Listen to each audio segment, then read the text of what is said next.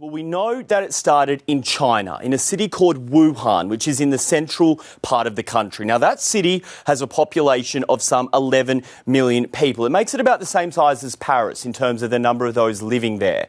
Now, health authorities in the city believe that the virus has its origins at a local food market, which sold game and other live animals for consumption. Things like snakes, rats, bats were sold and eaten. Now, doctors think that from one of those types of animals, this disease has mutated and made its way into the local human population.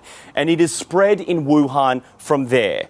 Wuhan now is under quarantine. People unable to come or go. It's not just Wuhan as well. Several other cities in that province are also under quarantine, meaning tens of millions of people cannot leave. Airports closed, roads shut, trains cancelled. But that hasn't been able to stop the virus jumping beyond China's borders. So what are authorities here in Europe doing about this latest outbreak? Well, we know in the lead up to the airport closure in Wuhan that there were flights from that region into Europe, and to quite major airports at that. London, Paris, Moscow and Rome.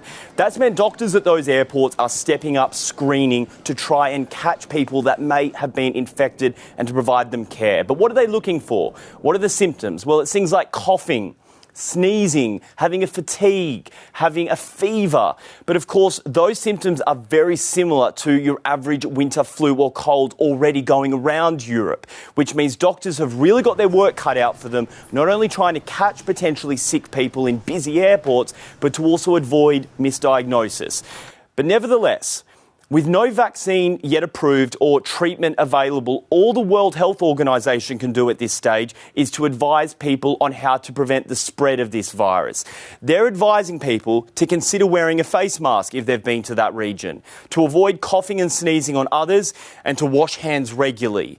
Now, of course, this is a fast-moving story, but it's one we're keeping a close eye on. So stay with Euronews and Euronews.com for all of the latest information.